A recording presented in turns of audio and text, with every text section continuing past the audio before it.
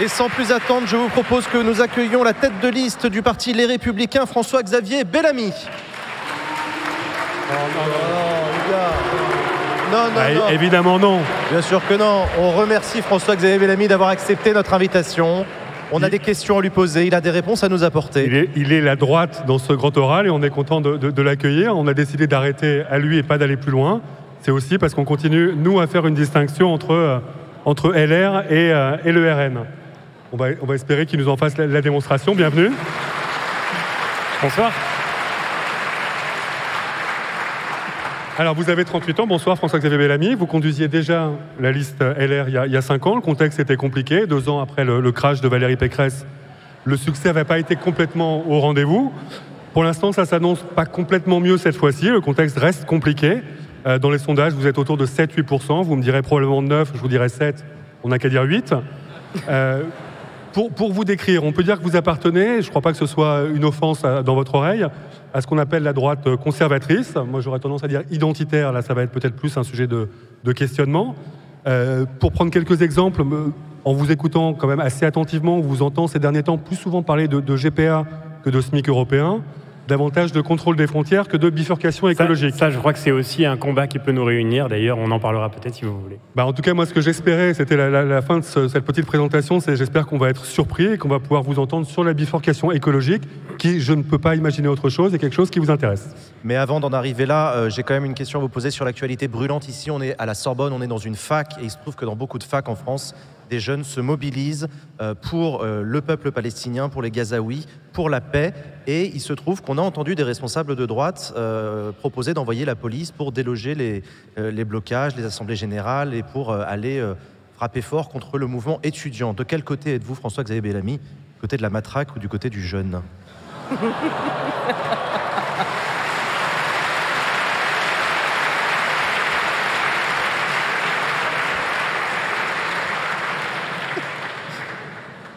Bonsoir, d'abord, merci pour votre accueil. Je suis très heureux d'être ici.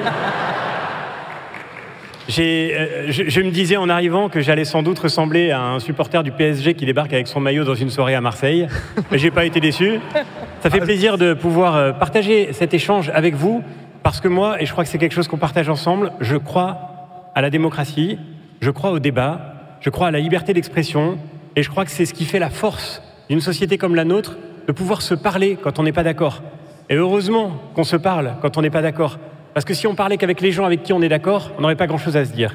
Donc je suis très heureux d'être là. En plus, vous me donnez l'occasion de revenir dans les amphis que j'ai fréquentés il y a quelques années. J'étais étudiant en philo ici à la Sorbonne. On était rarement dans cette pas dans le grand amphi, a priori. Magistrale, non, pas très souvent ici, évidemment. Mais enfin, ça fait plaisir de retrouver les couloirs de la Sorbonne. J'ai l'impression de retourner en cours en arrivant ici. Évidemment, dans les amphis, il ne se passe pas seulement des cours, il se passe aussi bien des mobilisations. Je les ai connues également quand j'étais étudiant. Moi, je voudrais dire une chose pour commencer. Bien sûr, je partage certainement avec vous tous ici l'immense inquiétude, la détresse que nous éprouvons à voir cette population civile de Gaza plongée aujourd'hui en enfer. Je l'ai dit devant vous, je le redirai encore. Cette situation est évidemment révoltante. Et elle est révoltante, mais si nous voulons nous révolter, je crois que nous devons désigner tous les responsables de cette situation. Je l'ai dit, nous l'avons dit au Parlement européen, nous avons voté pour des appels à un cessez-le-feu immédiat. Nous avons demandé ce cessez-le-feu humanitaire. C'est un combat, une bataille, une demande que nous avons partagée avec des élus de beaucoup de forces politiques différentes, des élus de gauche et de droite. Israël, je le crois, a été attaqué le 7 octobre. On ne doit pas l'oublier. Israël a le droit de se défendre, mais Israël a le devoir de se défendre dans le respect du droit international. Et là encore, c'est le discours que j'ai tenu depuis le 7 octobre et que je continuerai de tenir. Maintenant, ce qui me frappe dans ces mobilisations, je voudrais le dire simplement, et peut-être ce sera un point de désaccord entre nous, mais c'est que beaucoup d'étudiants qui disent à raison leur inquiétude et leur angoisse devant la situation des civils piégés à Gaza ont du mal à condamner la force qui, je crois, est à l'origine de cet enfer, c'est-à-dire le Hamas. Et je pense qu'on a le devoir de dire ensemble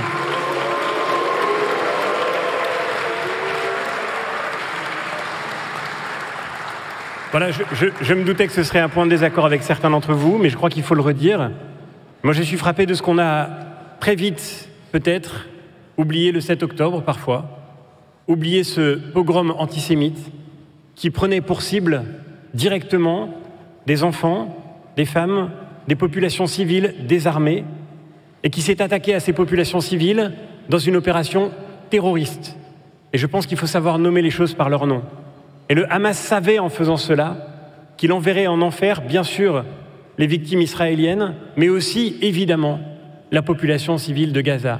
Ça ne justifie en rien une réponse disproportionnée, ça ne justifie bien sûr en rien des frappes indiscriminées, mais ce doit être rappelé pour que nous ayons aujourd'hui une révolte qui soit efficace dans la réponse qu'elle apporte, et surtout qui n'importe pas dans notre pays ce qui a causé le 7 octobre. Parce que quand je vois qu'aujourd'hui, en France, on s'en prend de nouveau à des personnes de confession juive parce qu'elles sont juives, je crois que c'est quelque chose qui doit tous nous réunir. On doit tous être d'accord. C'est quelque chose qui transcende tous les clivages politiques. On peut avoir plein de désaccords ici, mais on doit tous être d'accord pour dire que la situation des habitants de Gaza, que la situation des Palestiniens à Gaza est un scandale et une injustice. On doit tous être d'accord pour dire que le 7 octobre a été une opération terroriste et que jamais ce qui a conduit au 7 octobre ne doit aujourd'hui assombrir nos pays. Et je crois que, je pose la question simplement, est-ce que l'antisémitisme aujourd'hui est encore notre combat commun? La lutte contre l'antisémitisme est-elle encore aujourd'hui notre combat commun? J'espère que oui, je suis sûr que oui. Et on doit porter ce combat ensemble aussi. Merci beaucoup. Nora. François-Xavier Bellamy, lors du déclenchement de l'agression russe en Ukraine, nous avons été capables de réagir en Européens, d'accueillir des centaines de milliers d'Ukrainiens en activant pour la première fois une directive qui n'avait jamais été activée de l'histoire de l'Union européenne. Elle existait depuis 20 ans. Cette directive, ça s'appelle la protection temporaire. Ça permet aux ressortissants qui en bénéficient, en l'occurrence ukrainiens, une aide substantielle, un droit au logement, au séjour, un accès au marché du travail, à la scolarité. On a fait face pourtant à d'autres crises. On se souvient de la crise syrienne, de la guerre en Syrie. On a aujourd'hui l'Afghanistan, on a le Proche-Orient, vous venez d'en parler. Là-dedans, on a beaucoup de gens qui nous disent que l'Europe pratique une forme de double standard en matière d'immigration. Qu'est-ce que vous en pensez ?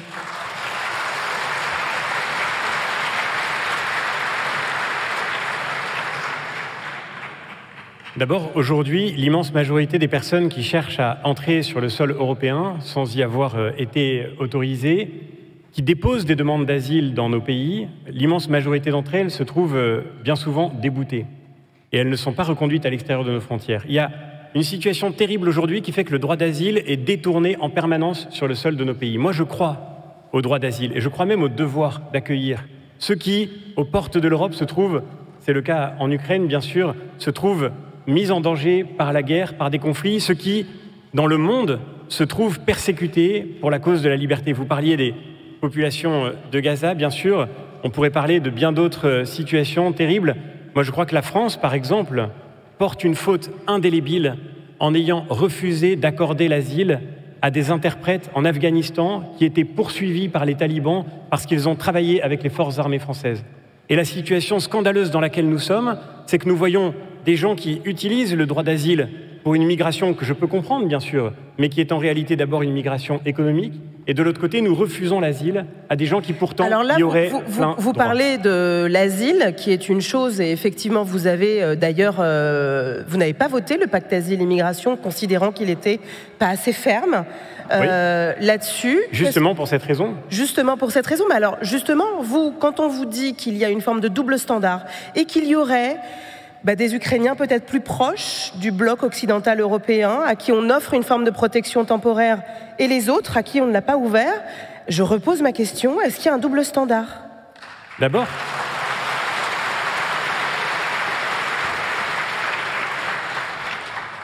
D'abord, encore une fois, je le redis, aujourd'hui, l'essentiel des demandes d'asile qui sont faites dans nos pays ne viennent pas de personnes qui sont éligibles à l'asile. Donc, c'est ça qui est important de voir. Nous demandons, depuis des années, avec la formation politique que je représente, que les demandes d'asile puissent avoir lieu à l'extérieur des frontières de l'Union européenne. Parce qu'on est aujourd'hui dans une situation littéralement aberrante et qui cause tellement de tragédies qui fait qu'en fait, il faut avoir mis le pied sur le sol européen pour pouvoir demander l'asile. Donc créer des filières sûres, par exemple, demander dans les ambassades une protection. Exactement, pour que des gens qui sont éligibles à l'asile puissent ensuite venir légalement en Europe d'une manière qui soit sûre, mais pour que des gens qui n'y soient pas éligibles ne tentent pas la traversée. Aujourd'hui, la situation, c'est que l'Europe... C'est avec la Libye que vous voulez faire ce genre d'accord? Pour comprendre, parce que...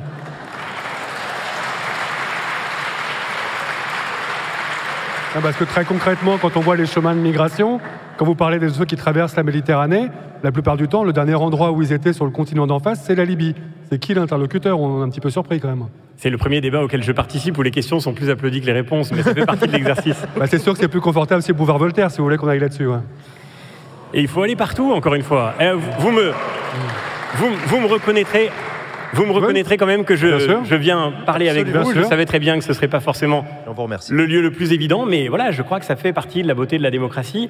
Et je crois d'ailleurs, je me permets de le dire de manière un peu provocatrice, qu'on a toujours intérêt à inviter tout le monde dans le débat démocratique. Oui, on a toujours intérêt à user de notre liberté aussi. Oui, mais merci de votre avis. Mais vous êtes tout à fait libre. Et d'ailleurs, vous avez débattu exclusivement avec Jordan Bardella et Marion Maréchal à cette occasion-là chez Boulevard Voltaire. Donc vous les avez vus. Hein. J'ai même pas débattu avec eux, je le regrette, parce que M. Bardella fuit tous les débats. Vous voyez, c'est peut-être la différence. Mais vous étiez les trois seuls invités à ce débat-là, en revanche. Mais on n'est pas là pour débriefer ça, on est là pour parler de la Libye qui peut être l'interlocuteur ou pas. C'était ça ma question. Non, je le redis, encore une fois, quand vous quittez un pays où vous êtes persécuté, où vous êtes en détresse, où vous êtes en danger, vous n'arrivez jamais au centre de Paris. Sauf, par exemple, typiquement, dans le cas de pays limitrophes de l'Union européenne, ça a été la situation de l'Ukraine, qui est, comme vous le savez, un pays qui a plusieurs pays européens immédiatement à ses frontières. Mais quand vous quittez l'Afghanistan, parce que vous êtes persécuté, eh bien, vous n'arrivez jamais à Paris. Votre route passe par des pays qui sont stables, des pays qui sont sûrs, pas nécessairement par la Libye, mais il y a aujourd'hui beaucoup de gens qui, aujourd'hui, en Turquie, attendent de venir en Europe pour pouvoir y faire une demande d'asile. Pourquoi est-ce qu'on ne pourrait pas faire une demande d'asile en Turquie? Et je crois que c'est aujourd'hui l'aberration dans laquelle nous sommes, que c'est le cœur de la promesse économique des passeurs, c'est le cœur de leur business sordide. C'est de dire, on vous emmène en Europe, et quand vous serez en Europe, vous pourrez demander l'asile, et même si vous êtes débouté, vous ne serez jamais reconduit en dehors de vos frontières. Moi, je crois qu'aujourd'hui, le fait que des gens meurent en mer Méditerranée pour arriver en Europe devrait tous nous empêcher de dormir. Et je suis sûr qu'on pense la même chose. Mais peut-être il y a un désaccord entre nous sur la solution à apporter à cette situation terrible. Alors quelle est votre solution? Parce que typiquement, Frontex, aujourd'hui, votre groupe politique veut en faire une agence pour rapatrier justement les exilés. Je crois que si les gens meurent en mer Méditerranée pour essayer d'atteindre l'Europe, ce n'est pas parce que l'Europe a des frontières, mais c'est parce que l'Europe n'a plus de frontières. C'est ça notre désaccord, je vous le dis en face. Mais je crois que le jour... Vous êtes timide, franchement, vous pourriez aller plus fort. Le jour... Non mais c'est très important. Je dis ça en souriant, mais en réalité, on parle de vie humaine. Le jour où il sera parfaitement connu que personne ne peut s'établir durablement en Europe s'il n'y est pas entré légalement, ce jour-là, il n'y aura plus un seul mort en mer Méditerranée. On peut avoir des opinions divergentes sur la réponse à apporter. Et encore une fois, je le redis, ça n'empêche pas, au contraire, de tenir au droit d'asile. Les gens qui ne tiennent pas au droit d'asile sont ceux qui acceptent qu'il soit, comme c'est le cas aujourd'hui, détourné tous les jours, parce que c'est exactement la situation dans laquelle nous nous trouvons. Le droit d'asile est fraudé tous les jours par une situation qui fait que nous ne pouvons même plus, que nous ne voulons même plus donner l'asile à des gens qui pourtant y ont vraiment droit. Et c'est ça, pour moi, le sujet majeur devant lequel nous sommes. Anne-Sophie.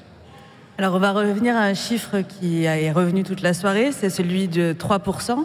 C'est le montant maximum de déficit public autorisé par... c'est la règle qui a été gardée dans la récente réforme du pacte de stabilité en Europe. Cela conduit, par exemple, cette année en France à 20 milliards supplémentaires d'économies. Pour votre parti, en France, ce n'est jamais assez, les mesures austéritaires, comme le disaient les différents candidats précédents. Vous vous opposez aussi à la mutualisation des dettes, comme pendant le Covid. Donc, deux questions. N'avons-nous pas appris des années 2010 que l'austérité était le pire des remèdes après les crises? Et deuxième question, comment vous comptez financer le mur d'investissement qui se dresse devant nous, notamment en matière de transition écologique? Alors, en fait, il suffit de partir de la réalité actuelle telle qu'on la vit. S'il suffisait de dépenser beaucoup d'argent public, s'il suffisait d'emprunter et de s'endetter toujours plus, s'il suffisait de créer le plus d'impôts possible pour qu'un pays soit heureux, prospère et que ses services publics fonctionnent, la France serait le paradis européen aujourd'hui. Est-ce que c'est le cas? La réponse est non. Moi, je suis prof de philo. Je me suis engagé en politique parce que dans mon expérience de professeur, j'ai touché du doigt dans l'enseignement public la réalité de la situation dramatique de notre système éducatif. Dramatique. Malgré le dévouement incroyable des enseignants, aujourd'hui, nous avons le système scolaire le plus inégalitaire de tout le CDE. Ça a été mon premier engagement public. Il y a 10 ans, j'ai écrit un livre qui s'appelle « Les déshérités ». Je me suis engagé pour ça. Moi, je crois que s'il suffisait de dépenser beaucoup d'argent, alors dans ce cas, l'éducation nationale marcherait très bien. Mais c'est pas le cas. L'effet récessif de l'austérité, il a été prouvé par la décennie précédente. Et ça fait pas débat. Votre méthode pour l'éducation nationale, c'est pas forcément de dépenser moins par principe. C'est de dépenser mieux. Poser d'autres questions sur la façon dont les crédits sont utilisés. Mais vouloir opposer le côté on a tellement dépensé, ça n'a pas marché, c'est la preuve qu'il faut faire de l'austérité, c'est un drôle de raisonnement pour un philosophe. Non,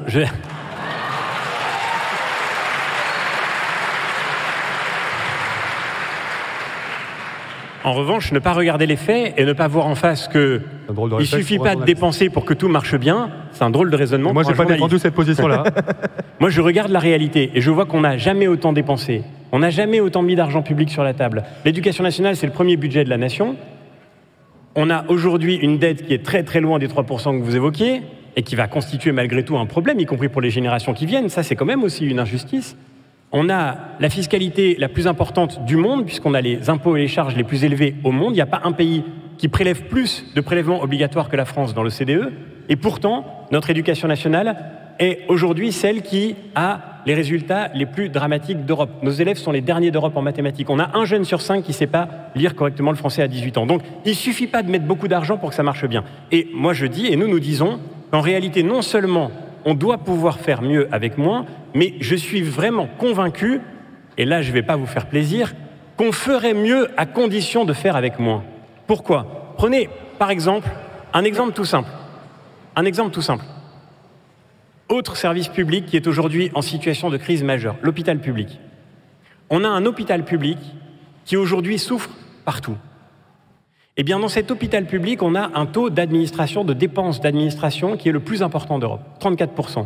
Dans les autres pays européens, ça touche généralement autour de 20 à 25%. Donc, le vrai problème, en fait, c'est qu'on a un système hyper administré, hyper bureaucratisé, hyper contrôlé, et que les gens qui sont sur le terrain, les soignants, les médecins, les personnels infirmiers, tous ces gens-là, en réalité, passent leur temps à devoir faire avec des exigences de reporting, de management, de contrôle. Un choc de simplification, donc. Mais bien sûr, on a besoin de retrouver la confiance envers les gens qui sont sur le terrain. Et on ferait mieux si on était capable, justement, de faire avec plus de simplicité, confiance à ceux qui, partout, dans les services publics, créent la valeur, créent l'emploi. Vous parlez des services publics, vous parlez de l'hôpital, vous parlez de l'éducation, qui sont en situation de difficulté quand même chronique. Vous ne parlez pas des 160 milliards d'euros d'aide publique aux entreprises qui pourraient être un peu revues et peut-être différemment. Et surtout, vous ne me répondez pas sur l'effet récessif, qui est prouvé et qui n'est pas un débat politique, qui est qu'au moment où un pays sort d'une crise, le fait de couper, comme on l'a fait au début des années 2010, n'avait fait que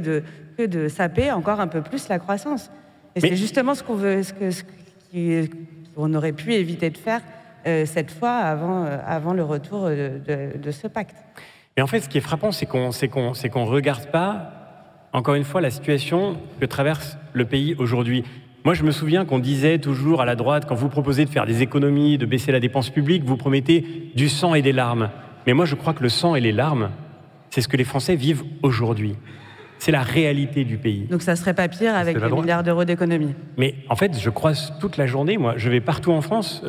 Je fais campagne. J'étais en Corse ce matin chez Manon, que je croisais tout à l'heure.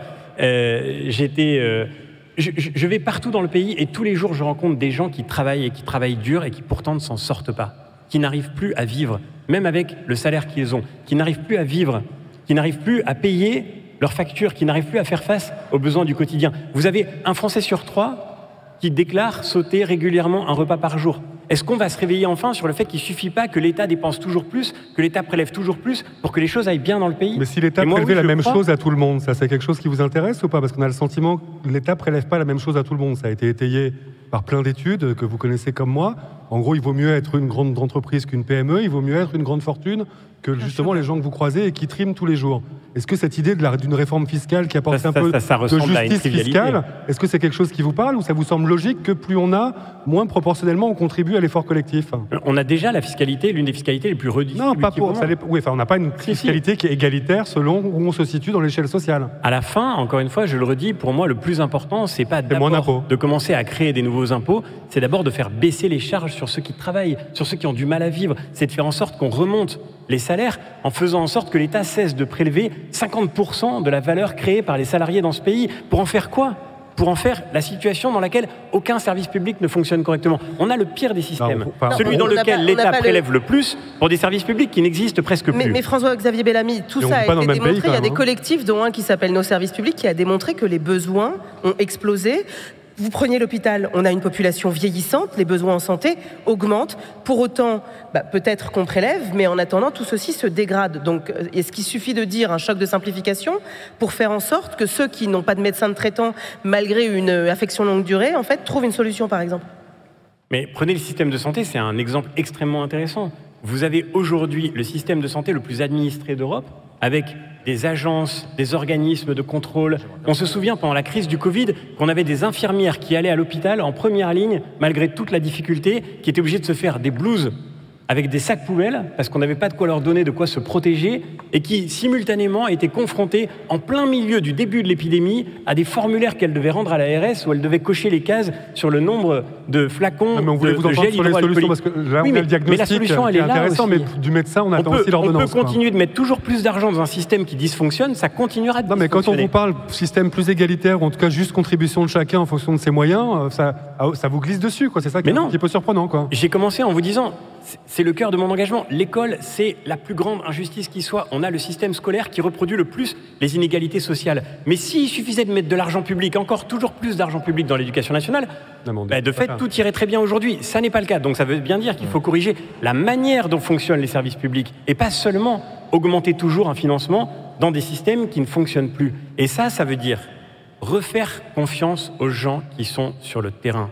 Et je le dis comme professeur, comme fonctionnaire de l'éducation nationale, comme beaucoup de fonctionnaires le disent, comme beaucoup d'agents publics qui se sentent aujourd'hui, je le dis d'ailleurs avec beaucoup de maires qui partout en France partagent ce sentiment. J'ai rencontré le maire d'une petite commune qui me dit « Je démissionne, j'en peux plus. Je suis asphyxié par le poids d'une hyper-bureaucratisation qui empêche d'agir partout où il le faudrait. » C'est ça le grand problème de la France. C'est pas qu'on dépense pas assez, c'est qu'on dépense d'une certaine façon trop, pour un système qui dysfonctionne et qui fait qu'à la fin, malgré tout l'argent qu'on y met, on n'a plus la possibilité de rétablir la véritable égalité à laquelle nous tenons tous. Charlotte. Une question sur votre liste qui a été dévoilée. On y retrouve Nadine Morano, à nouveau en position éligible. Nadine Morano qui a produit en 5 ans pas un seul rapport, 5 contributions au débat en séance plénière seulement, 1 question orale et 19 questions écrites. Comment vous justifiez sa place sur la liste ?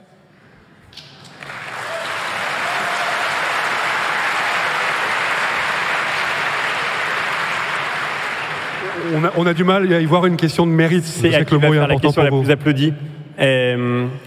Non, mais d'abord, je crois que la réalité du travail accompli se mesure pas uniquement au nombre de rapports déposés. D'ailleurs, ça m'amuse toujours. C'est un indicateur. Non, mais je veux dire, vous demandiez qu'on parle d'Europe. Non, mais c'est très important. Les rapports au Parlement européen, c'est un comptage qui m'étonne toujours parce que les rapports, ça peut être. Vous pouvez avoir travaillé pendant des mois sur un texte extrêmement important, en étant le représentant de votre groupe politique qui va négocier des amendements pied à pied, qui va défendre des positions, et vous ne serez pas considéré comme étant le rapporteur, et donc ça compte pour rien dans cette évaluation. En revanche, vous pouvez avoir fait un rapport sur une levée d'immunité qui vous a pris littéralement 1 minute, parce que vous signez en bas d'un papier et vous êtes considéré comme ayant fait un rapport. Mais fondamentalement, vous n'allez pas défendre le fait que Nadine Morano se tue à la tâche au Parlement européen. Moi, j'ai vu Nadine... Mais invitez-la. Non mais invitez-la, elle vous en parlera. Même les sénateurs, en fait, ont signé une pétition en disant que c'était peut-être un peu fort de café. Et puis du coup, on peut se demander ce que c'est cette grande œuvre de Nadine Morano. Du coup. Nadine Morano, elle était en commission Libé, qui concerne les affaires d'immigration dont on parlait à l'instant. Elle a travaillé de manière très déterminée sur les sujets du pacte asile-immigration, en portant sans doute des convictions qui ne vous feraient pas plaisir à tous ici. Mais enfin, elle a défendu ses convictions, elle a défendu les idées que nous portons pour essayer de faire en sorte justement que l'Europe sorte de l'impuissance sur ce sujet migratoire et qu'on sorte de cette tragédie qui se déroule aujourd'hui tous les jours à nos frontières. Et moi, je sais qu'elle a travaillé puisque j'ai été le chef de la délégation dont elle était membre. Et je suis content qu'on continue avec une délégation qui est faite d'abord de renouvellement, puisqu'à côté de moi, depuis le début de cette campagne, j'ai Céline Imard, qui est agricultrice dans le Tarn. Elle est en ce moment en train de faire les semis dans son exploitation agricole. Le général Christophe Gomard, qui est ancien patron des forces spéciales françaises. C'est des gens qui viennent à la politique, qui s'engagent pour la première fois. Et puis, il y a des gens qui ont plus d'expérience, y compris plus d'expérience que moi. Et ça compte aussi d'avoir cette addition entre l'expérience et le renouvellement. Dernière question de Jean que je voulais vous poser, François-Xavier Bellamy. Il existe une digue historique entre la droite et l'extrême droite. Il existe une digue entre la droite issue du gaullisme et de la résistance et de l'extrême droite issue de la collaboration avec le nazisme. Cette digue aujourd'hui disparaît de plus en plus en France, on le voit. Moi, je voulais vous demander si au niveau européen, dans la prochaine mandature, on allait voir la droite, le PPE, travailler avec l'extrême droite.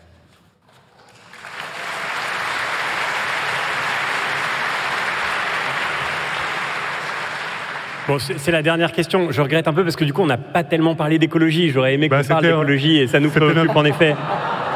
Non, mais c'est vrai. Ouais. Mais je vais répondre à votre question, bien sûr. Je vais répondre à ma question sur l'écologie, sur l'investissement pour la transition. On a parlé du recyclage de Nadine Morano, c'est tout ce qu'on a pu faire.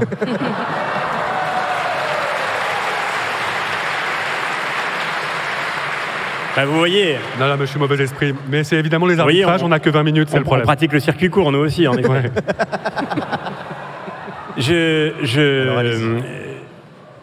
Je termine par cette question. Moi, je suis convaincu aujourd'hui... je suis convaincu qu'il faut qu'on retrouve le vrai sens du débat politique. Je crois à la démocratie, je vous le disais en commençant, et je crois que la démocratie, c'est des clivages. Et je crois à la liberté, et j'aime la liberté, et j'aime le débat démocratique et le débat contradictoire. Et je crois que le clivage, aujourd'hui, au Parlement européen, comme dans beaucoup de pays démocratiques, il ne se structure pas du tout comme chez nous en France. J'ai jamais cru au en même temps.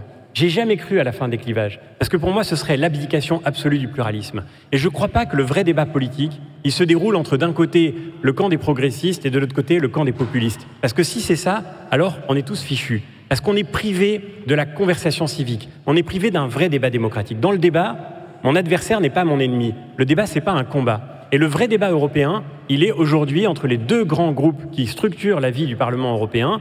D'un côté, le groupe du PPE, celui de la droite européenne, et de l'autre côté, le groupe socialiste. Ce sont les deux grands groupes. Et c'est autour de ces deux groupes que s'est structuré le clivage essentiel qui a marqué ce mandat. Et donc sur les pas sujets de clivage environnementaux. avec l'extrême droite. Comment ? Vous ne clivez pas avec l'extrême droite. Si, mais en réalité, le vrai clivage, moi je refuse le clivage qu'on voudrait nous imposer en France, comme si le seul débat, c'est celui qui se passe peut-être en ce moment à la télévision, entre Mme Hayet et M. Bardella. Je ne crois pas que ce soit là le clivage démocratique. Et je voudrais vous dire simplement, à vous qui peut-être ici, si j'ai bien entendu vos réactions, vous qui peut-être n'êtes pas de droite, je voudrais vous dire simplement, chers amis qui peut-être êtes de gauche, moi je respecte et j'ai de l'estime pour les gens qui assument leurs convictions et qui assument d'être de gauche. En revanche, je crois qu'il faut qu'on apprenne à se respecter tous ensemble et qu'il faut que vous sachiez que si vous voulez demain éviter que l'extrême droite ne prenne le pouvoir en France, alors nous avons tous intérêt ensemble à ce qu'une droite sincère, cohérente, constante, crédible, équilibrée et sérieuse relève la tête dans ce pays. J'en suis convaincu et c'est le combat que je mène. Ce serait plus facile pour moi peut-être, vous le disiez en commençant, ça aurait été plus facile d'aller dans d'autres boutiques, ça aurait été plus facile de céder aux courants sondagiers. Vous savez, pour ceux qui sont aujourd'hui dans la droite française et qui ont traversé bien des épreuves que vous rappeliez à l'instant et qui vous ont fait sourire, la vie n'est pas simple tous les jours, c'est clair. Mais si on est là, pour les socialistes non plus, hein, rassurez-vous. Comment ? Pour les socialistes non plus. Hein. Non. Eh bien justement, moi j'ai du respect. J'ai du respect pour les socialistes qui n'ont pas cédé. Et j'ai aussi du respect, puisque vous parliez de digue, j'ai du respect pour les socialistes qui se sont dit que toute la gauche ne pouvait pas et ne devait pas se ranger nécessairement derrière l'extrême gauche. Voilà. C'est pas le sujet. Merci beaucoup. Et donc je vous le dis très simplement, je crois que dans ce pays, on a besoin de retrouver le sens du clivage démocratique, la passion de la liberté, le goût de la conversation. Et j'ai été très heureux de le partager avec vous ce soir. Merci beaucoup, François-Xavier Bellamy, d'avoir accepté de venir débattre ici à l'Université Libé. On va continuer, merci beaucoup. Merci à vous. On va continuer avec... Bon, c'est celui qui nous a fait prendre du retard, mais on s'est laissé aller. Mais c'était voilà, très élégant de sa part d'accepter de venir débattre. Allez, Thomas Legrand. Il s'est bien amusé, Jonathan. Hein. Bon, Thomas, 30 secondes du coup. 30 secondes. Non, mais écoutez, c'était pour dire que j'étais pas étonné. Moi, ce qui m'intéressait là, c'était la salle. Il a été courageux quand même. Ce qui est intéressant avec Monsieur Bellamy, c'est qu'il est bien à droite. Hein. Il est à droite, il assume tout ça, mais il simplifie pas le propos. C'est souvent ce qu'on peut reprocher aux gens qui sont très à droite.